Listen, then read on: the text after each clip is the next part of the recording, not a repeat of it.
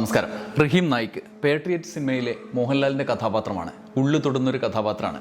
ആ കഥാപാത്രത്തെ അവതരിപ്പിച്ചിരിക്കുന്ന രീതിയും അതിൻ്റെ കൺക്ലൂഷനും ഒക്കെ ഈ സിനിമ നമ്മളെ കണ്ട് കഴിഞ്ഞിറങ്ങുമ്പോഴും നിങ്ങളുടെ മനസ്സിൽ ആദ്യമായും അവസാനമായും നിറഞ്ഞു നിൽക്കുന്നൊരു കഥാപാത്രമായിട്ട് മോഹൻലാലിൻ്റെ കഥാപാത്രം വരും. അത് പ്രത്യേകിച്ചും ഇന്നത്തെ ഇന്ത്യൻ സാഹചര്യത്തിൽ പേട്രിയറ്റ് സിനിമയ്ക്ക് എന്താണ് പ്രസക്തി എന്ന് ഊന്നി പറയുന്നുണ്ട് കേണൽ റഹീം നായിക്ക്. രാജ്യസ്നേഹിയായ റഹീം നായിക്കിൻ്റെ കൂടി കഥയായി പേട്രിയറ്റ് മാറുന്നത് അങ്ങനെയാണ്.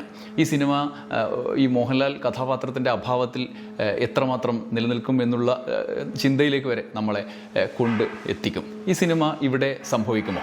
ഇന്ത്യയിൽ സംഭവിക്കുമോ? ഉണ്ടെങ്കിൽ, സംഭവിക്കുകയാണെങ്കിൽ ഏതൊക്കെ രീതിയിലായിരിക്കും എന്നൊക്കെ നമുക്കുള്ള ആശങ്ക, സംഭവിച്ചുകൊണ്ടിരിക്കുന്നതാണോ അങ്ങനെ അല്ലേ എന്നൊക്കെയുള്ള ചോദ്യങ്ങൾ ഒക്കെ നമ്മുടെ മനസ്സിൽ ഉയർത്തുന്നുണ്ട് പല ഘട്ടങ്ങളിൽ. ഇന്നത്തെ ഇന്ത്യൻ സാമൂഹ്യ രാഷ്ട്രീയ കാലാവസ്ഥ ആവശ്യപ്പെടുന്ന ഒരു സിനിമയായി പേട്രിയറ്റ് മാറുന്നുണ്ട്. സമഗ്രതയിൽ ഒരു മഹേഷ് നാരായണൻ സിനിമ കൂടിയാണ്. അതിനെക്കുറിച്ച് സംസാരിക്കണം എന്ന് വിചാരിച്ചാണ് വന്നത്. പലതരത്തിലുള്ള വാദപ്രതിവാദങ്ങളൊക്കെ നടക്കുന്നുണ്ട്. ഒരു ഭാഗത്ത് സിനിമയിൽ മമ്മൂട്ടി മോഹൻലാൽ സംയുക്ത കഥാപാത്രങ്ങളുടെ ഹീറോയിസം പ്രതീക്ഷിച്ചു പോയി നിരാശയിലായ ആളുകളുടെ ചീത്തവിളികൾ ഒരു ഭാഗത്തുണ്ട്. സുഡാപ്പി വിളികൾ സിനിമ ഉണ്ടാക്കിയ മഹേഷ് നാരായണനെതിരെ മറ്റൊരു ഭാഗത്തുണ്ട്. അങ്ങനെ പല രീതിയിൽ അറ്റാക്കുകൾ വരുന്നുണ്ട്. അപ്പോഴാണ് ഞാൻ ആലോചിച്ചത് ഇതിനെക്കുറിച്ച് സംസാരിക്കേണ്ടതുണ്ട് എന്ന് വിചാരിച്ചത്. വമ്പൻ താരങ്ങൾ അണിനിരക്കുന്ന മഹേഷ് നാരായണൻ സിനിമ എന്ന മട്ടിലാണ് ഞാൻ ഈ സിനിമ കണ്ടതും ഇപ്പോൾ നിങ്ങളോട് പറയാൻ പോകുന്നതും. മമ്മൂട്ടി മോഹൻലാൽ കോമ്പിനേഷനാണ് സിനിമ കാണാൻ പോകുന്നവരുടെ ഏറ്റവും വലിയ ആകർഷണമായി അതിനു മുമ്പ് അവശേഷിച്ചത്. എല്ലാ അർത്ഥത്തിലും ഒരു മമ്മൂട്ടി പടമാണ് മഹേഷ് നാരായണൻ സിനിമയോടൊപ്പം തന്നെ. മോഹൻലാലിൻ്റെ കഥാപാത്രം അതിൻ്റെ സ്വഭാവം അനുസരിച്ച് നമ്മുടെ മനസ്സിൽ ആഴത്തിൽ പതിയും. പക്ഷേ മമ്മൂട്ടിയുടെ ഡാനിയുടെ നായകത്വത്തിലാണ് സിനിമ മുന്നേറുന്നത്. മമ്മൂട്ടിക്കും മോഹൻലാലിനും ഒപ്പം അവസാനം വരെ ഗംഭീര കഥാപാത്രമായി ഫഹദ് ഫാസിലും കടന്നു വരുന്നുണ്ട്. ഒരുപാട് അഭിനേതാക്കൾ, കുഞ്ചാക്കോ ബോബൻ, മൈക്കൽ ദേവസി എന്ന കഥാപാത്രത്തിലൂടെ വരുന്നുണ്ട്. രാജീവ് മേനോൻ ഒരു കേന്ദ്രമന്ത്രി, SP സുന്ദരമായി വരും. ഇന്ദ്രൻസ് മുതൽ ഇഷാൻ ഷൗക്കത്ത് വരെ നീളുന്ന ആൺ കഥാപാത്രങ്ങളെ നിരയുണ്ട്. സ്ത്രീ കഥാപാത്രങ്ങളിൽ ഗംഭീരമായത് സറീൻ ഷിഹാബിൻ്റെ ആയിഷ എന്ന കഥാപാത്രമാണ്. മുഴുനീളം ആയി വരുന്ന കഥാപാത്രം. അവരുടെ നിഗൂഢമായ പശ്ചാത്തലം വ്യക്തമാക്കുന്ന ബിഹേവിയറും ആ കഥാപാത്രം വ്യത്യസ്തമാക്കി നിലനിർത്തുന്നതിൽ സഹായിച്ചു. അധികമൊന്നുമില്ലെങ്കിലും നയൻതാരയുടെ സാന്നിധ്യം ശ്രദ്ധേയമാണ്. നയൻതാര ആയതുകൊണ്ട് മാത്രം. അതല്ലാതെ ആ കഥാപാത്രം അത്രയ്ക്കൊന്നും കാര്യമായി സിനിമയ്ക്കില്ല. പിന്നെ ദർശന രാജേന്ദ്രൻ, ഗ്രേസ് ആൻ്റണി, ഗീതി സംഗീത, രേവതിയുടെ ഒരു കേന്ദ്രമന്ത്രി, അങ്ങനെ കുറേ കഥാപാത്രങ്ങളുണ്ട്. കഥയുടെ പ്ലോട്ടാണ് സിനിമയുടെ പ്രധാനപ്പെട്ട ഒരു കാര്യം. മമ്മൂട്ടി മോഹൻലാൽ കോമ്പിനേഷൻ എന്നൊക്കെ പറയുമ്പോൾ പഴയ കണ്ടറിഞ്ഞോ അല്ലെങ്കിൽ വേറെ ഏതെങ്കിലും സിനിമകളോ ഒക്കെ കണ്ടതിൻ്റെ പുതിയ കാലത്ത് 2020യോ നരസിംഹത്തിലോ ഒക്കെ കണ്ടതുപോലുള്ളൊരു പരിപാടിയല്ല ഇവിടെ. സിനിമയുടെ ആകെ സ്വഭാവത്തിന് ചേർന്നൊരു രീതിയിൽ ഒരു മഹേഷ് നാരായണൻ സ്റ്റൈലിലാണ്. ഹീറോയിസമൊക്കെ ഉണ്ട്, രണ്ടുപേരുടെയും ആവേശത്തിലേക്ക് എത്തിക്കുന്ന രംഗങ്ങളുണ്ട്. പക്ഷേ അതിലൊക്കെ ഒരു മഹേഷ് നാരായണൻ ടച്ച് ഉണ്ട്. അത് നമ്മുടെ പരമ്പരാഗത രീതിയിലുള്ള ഹീറോയിസം അല്ല, അതൊരു ക്ലാസ് സ്വഭാവത്തിലുള്ള ഒരു രീതിയാണ്. ഷാജി കൈലാസോ ജോഷിയോ എടുത്ത സ്റ്റൈലായിരിക്കില്ല നിങ്ങളെ ആ രംഗങ്ങൾ ആകർഷിക്കുക. ഡാനിയും കേണൽ റഹീമും തമ്മിലുള്ള ബന്ധത്തിൻ്റെ ആഴം, അതിൻ്റെ വൈകാരികതയിൽ നമ്മളെ ആസ്വദിപ്പിക്കും. ഒപ്പം അതിൻ്റെ ഒരു സാമൂഹ്യ സാഹചര്യത്തിൽ ഇന്ന് നമ്മൾ വർത്തമാനകാലത്ത് അനുഭവിക്കുന്ന പല രീതിയിലുള്ള ഭരണകൂടത്തിൻ്റെതും ഇന്ത്യൻ സാഹചര്യത്തിൽ അനുഭവിക്കുന്ന പലതരം പ്രശ്നങ്ങളിലേക്കാണ് അത് കടന്ന് എത്തുന്നത്. പ്രത്യേകിച്ച് റഹീമിൻ്റെ സാന്നിധ്യം. അതിൻ്റെ പശ്ചാത്തലം പ്രധാനമാണ്. രാജ്യസ്നേഹി ആര്, രാജ്യദ്രോഹി ആര് എന്ന ചോദ്യത്തിന് ഉത്തരം തേടുകയാണ് ഈ സിനിമ.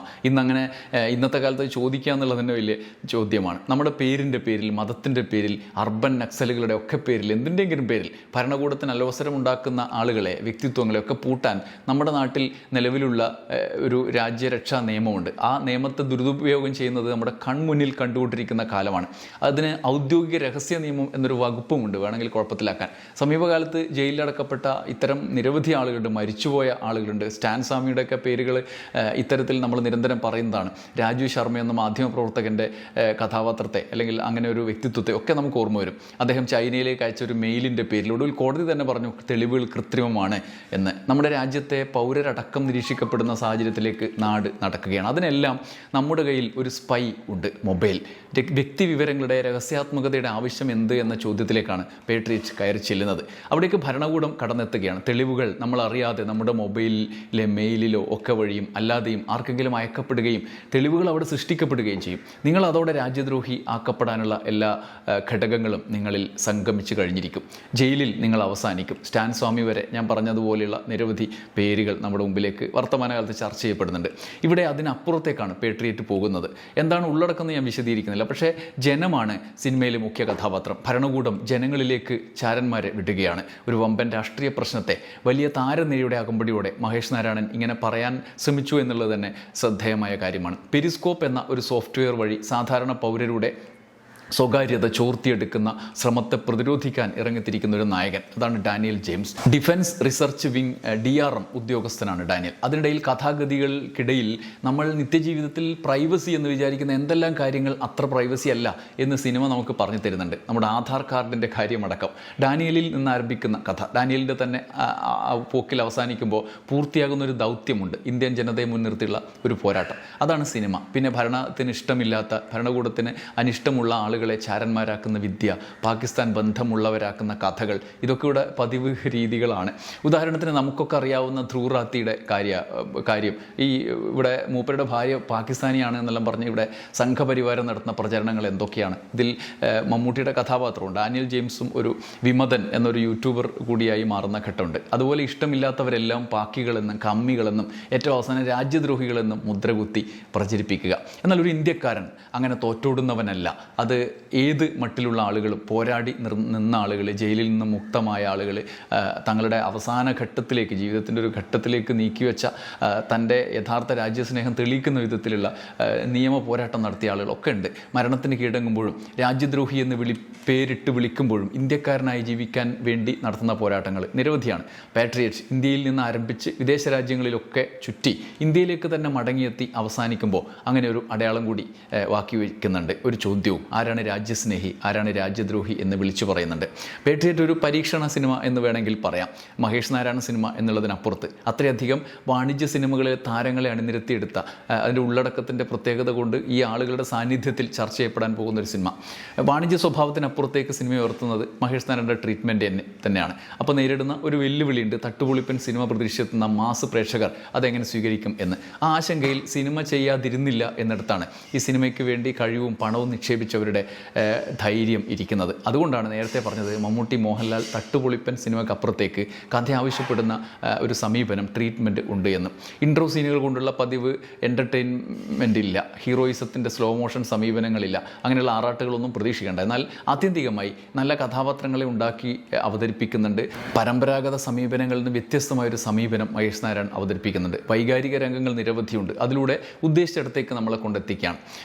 ഒരു മഹേഷ് നാരായണൻ സ്വഭാവത്തിലുള്ള ക്ലാസ് പടം, അതാണ് പേട്രിയറ്റ് എന്നുള്ളതാണ് പ്രത്യേകത. പിന്നെ പല രീതിയിലുള്ള ട്രീറ്റ്മെൻറ്റിലെ ക്യാമറ, പാട്ടുകൾ, മ്യൂസിക്, ചിലപ്പോൾ ചില കഥാപാത്രങ്ങൾ അവതരിപ്പിക്കുമ്പോഴുള്ള ബാക്ക്ഗ്രൗണ്ട് സ്കോറൊക്കെ സമീപനത്തിൽ വ്യത്യസ്തമായിട്ടാണ് അവതരിപ്പിച്ചിട്ടുള്ളത്. അങ്ങനെയുള്ളൊരു മഹേഷ് നാരായണൻ്റെ ട്രീറ്റ്മെൻറ്റിലുള്ള വ്യത്യാസം ചിലപ്പോൾ ഉൾക്കൊള്ളാൻ കഴിയാൻ ബുദ്ധിമുട്ടുള്ള ഭാവുകത്വത്തെ ഇങ്ങനെ സമീപിക്കേണ്ടതാണോ എന്ന് സംശയമുള്ള ആളുകളുണ്ടാകും. അങ്ങനെയുള്ള ആസ്വാദനത്തിന് തടസ്സം ഉണ്ടാവാം എന്ന് പറയുന്ന ആളുകൾ വരെ ഉണ്ടാകും. പക്ഷേ ടോട്ടാലിറ്റിയിൽ ഈ സിനിമ നമുക്ക് നൽകുന്നത് എന്താണെന്ന് അനുഭവിച്ച് തന്നെ അറിയേണ്ടതുണ്ടെന്നാണ് എൻ്റെ ഒരനുഭവം. അതുകൊണ്ട് തന്നെ ഈ പേട്രിയറ്റ് എന്ന് പറയുന്ന സിനിമ നമുക്ക് മുന്നിലേക്ക് എത്തുന്നത് നമ്മളെ സമകാലിക രാഷ്ട്രീയ സാഹചര്യത്തിൽ പ്രത്യേകിച്ചും ഒരു വ്യത്യസ്തമായ അനുഭവമായി മാറുന്നുണ്ട്. പലപ്പോഴും നേരത്തെ ഞാൻ പറഞ്ഞതുപോലെയുള്ള ഭരണകൂടത്തെ കേന്ദ്രീകരിച്ചുള്ള ഒരു വിമർശനം, അതിലൊരു ചില ഈ കഴിഞ്ഞ സമീപകാലത്ത് നമുക്ക് എമ്പുരാനൊക്കെ ശേഷം ഉണ്ടായ വലിയ സെൻസർ ബോർഡിൻ്റെയൊക്കെ വലിയ പ്രതിസന്ധിയുണ്ട്. അതിനൊക്കെ മറികടക്കാൻ രസകരമായ ചില ഗിമ്മിക്കുകളൊക്കെ അവരെ അതിലെടുത്തിട്ടുണ്ട്. പ്രത്യേകിച്ചും രേവതി ഒരു കേന്ദ്രമന്ത്രിയാണ്. ഇപ്പോൾ നമ്മൾ അറിയാം BJP ഭരണകൂടമാണ് ഇന്ത്യയിലുള്ളത്. അതല്ല എന്ന് തോന്നിപ്പിക്കുന്ന വിധത്തിലുള്ള സെൻസർ ബോർഡിനെ കബളിപ്പിക്കാനുള്ള ചില പരിപാടികളൊക്കെ എന്ന് വ്യാഖ്യാനിക്കാവുന്ന ചില കാര്യങ്ങളൊക്കെ സിനിമയിലുണ്ട്. ഞാൻ വിശദീകരിക്കുന്നില്ല. നെഹ്റുവിൻ്റെ ചിത്രം ബോർഡിൽ പതിച്ചത് നമുക്ക് കാണാം. നെഹ്റുവിൻ്റെ ചിത്രമൊക്കെ ഇവിടെ നിന്നൊക്കെ ഇവർ അപ്രത്യക്ഷമാക്കി കഴിഞ്ഞൊരു കാലത്താണ്. അങ്ങനെ ഒരു പ്രത്യേകമായ സാഹചര്യം, രാഷ്ട്രീയ സാഹചര്യമൊക്കെ പുനഃസൃഷ്ടിച്ചിട്ടുണ്ട്. എങ്കിലും പ്രശ്നം സമീപകാലത്ത് ഇന്ത്യൻ സാഹചര്യത്തിൽ നേരിടുന്ന പ്രശ്നം തന്നെയാണ്. അതിലേക്ക് നമ്മൾ എത്തിക്കും. മറ്റ് ഇത്തരത്തിലുള്ള കാര്യങ്ങളൊക്കെ അങ്ങനെ അവതരിപ്പിച്ചിട്ടുണ്ട് എങ്കിലും അതിലേക്ക് നമ്മൾ എത്തിക്കും എന്നുള്ളതാണ് പ്രധാനപ്പെട്ട കാര്യം. എന്തായാലും ഇങ്ങനൊരു ശ്രമം, അതിൻ്റെ ഉള്ളടക്കം, പ്രത്യേകിച്ചും ഉള്ളടക്കത്തെ മുൻനിർത്തിയിട്ടുള്ള ഇങ്ങനൊരു ശ്രമത്തെ അഭിനന്ദിക്കാനാണ് എൻ്റെ ആഗ്രഹം.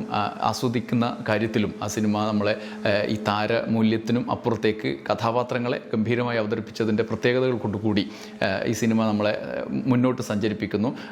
തുടങ്ങിയെടുത്ത് തന്നെ സിനിമ അവസാനിപ്പിക്കുകയാണ്. മമ്മൂട്ടിയുടെയൊക്കെ ഗംഭീരമായ പെർഫോമൻസാണ്. അദ്ദേഹത്തിൻ്റെ സ്റ്റൈലിഷായ വ്യത്യസ്തമായ പെർഫോമൻസാണ്. ഫഹദ് ഫാസിലിൻ്റെ കാര്യം നമ്മൾ പറഞ്ഞു. ഒപ്പം കൺക്ലൂഷനിൽ മോഹൻലാലിൻ്റെ അതിഥിതാരം എന്ന് നമുക്ക് പറയാൻ കഴിയില്ല, വളരെ കുറച്ച് ക്യാമിയോയെന്നും പറയാൻ കഴിയില്ല. സിനിമയെ സമ്പൂർണ്ണമായി പിടിച്ചു നിർത്തുന്ന തരത്തിലുള്ള ഒരു കഥാപാത്രം ആ സിനിമയിലുണ്ട്. സിനിമ അവസാനിക്കുമ്പോഴും നമ്മുടെ മനസ്സിൽ അവശേഷിക്കുന്ന കഥാപാത്രമായി, എൻ്റെ മനസ്സിൽ അവശേഷിപ്പിച്ചൊരു കഥാപാത്രമായി മോഹൻലാൽ നിൽക്കുന്നുണ്ട്. നിങ്ങളുടെ അഭിപ്രായം, നിങ്ങളുടെ ആസ്വാദ്യത എങ്ങനെയാണ് വർക്കായതെന്ന് എനിക്കറിയില്ല. എന്തായാലും എന്നെ സംബന്ധിച്ച് തൃപ്തി നൽകിയ ഒരു പടമായി പാട്രിയറ്റ് നിൽക്കുകയാണ്. സന്തോഷം. നന്ദി. നമസ്കാരം.